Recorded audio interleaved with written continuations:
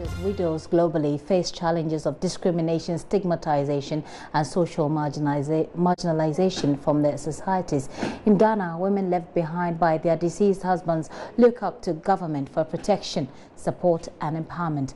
Mahmoud Mohammed Nuruddin highlights how widows at Paga in the Upper East region are mobilizing to transform their lives.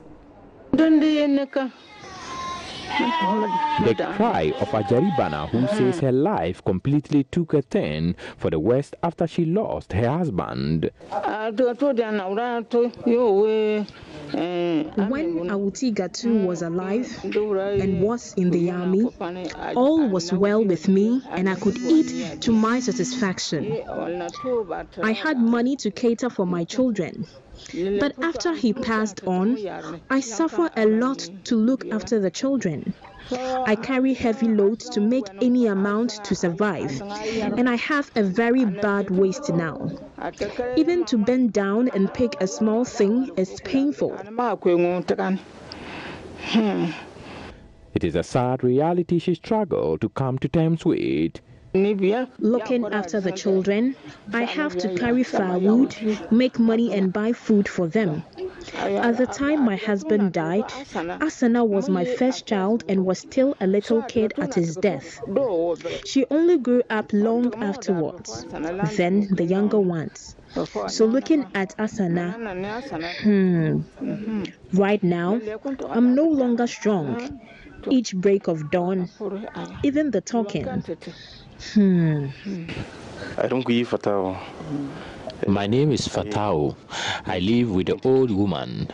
My mom and dad divorced when I was a little child, very young then, and I was handed over to the old woman.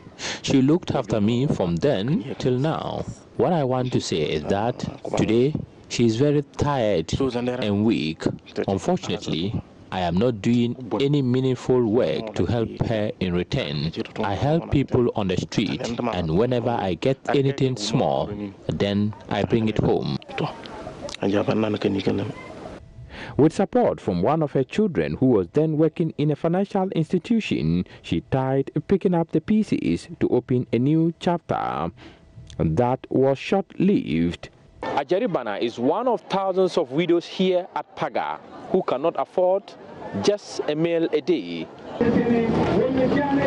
There are over 1,000 registered widows under the leadership of Lamisi here at Paga alone. Making life comfortable for her colleague widows in the community is a passion she pursues with grace. If you look at them well, some of them, a day they don't have to eat. How will you tell them to help you to do the ministry work? Sometimes what I eat, I give to them. Their children, some are jobless. Some of them children finish SS. No money for them to continue. Some of them, they couldn't even afford primary school for their children. Challenges abound in such an enterprise, but Lamisi has conditioned herself to meet them as they come. In health or in sickness, she stands by the people she has decided to serve to the glory of God. One incident remains embossed on her mind. One day in the night, I heard a voice from God. So you mean, and I saw a white handkerchief. So you mean that the widow's cries have touched him because of the torment the widows are passing through. So she wants me to gather them. She will use this handkerchief to wipe their tears. I woke up. The thing was disturbing me. I went to the church. I started the program in my church. And God said, no. He said, all the widows, not my church widows. So I did an announcement. Our first gathering was 700 widows that we gathered that day. That's 2010. Then, if that's 2010. So our second gathering, we are more than 1,000. I'm not feel happy, but because of Pastor Lamisi who got us, and I know that I have my fellow friends, their husband also died. That is why I will take it lightly.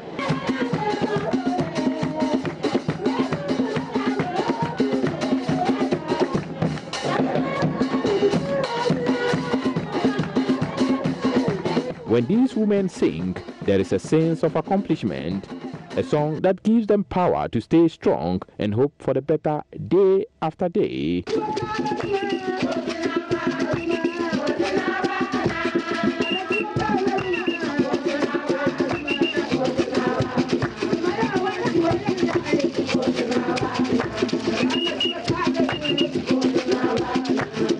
Widows cannot remain in such sad condition. They have reason to smile. These bags of rice, clothes and other goodies worth thousands of Ghana cedis come at a time they needed them most. Thanks to Victor When I saw them, I was very, very, very bitter, and I'm very sad because they are very difficult and they are suffering the whole year. They can't even get food. They plant the food and the food is not, it doesn't, food, all the food spoiled, and they can't even get food to eat. And I even learned that they eat once a day. We imagine that if somebody has a baby, a new baby, and he eats once a day. So it's a very difficult for northern region, especially upper west and east, for Ghanaian people who are working to come and help them, the widows and those needies. We shouldn't depend on the government. Government is willing to help because they have a lot to do, but the individuals also need to help the government to achieve its goal. Victor wants to transform and change their perception about life. If things are good for us, we are targeting about 5,000 widows for 20 by 2019 in Northern Region. Tamale, Upper East and Upper West, we are targeting about 5,000 widows. Mahmoud Mohammed Nuruddin reporting.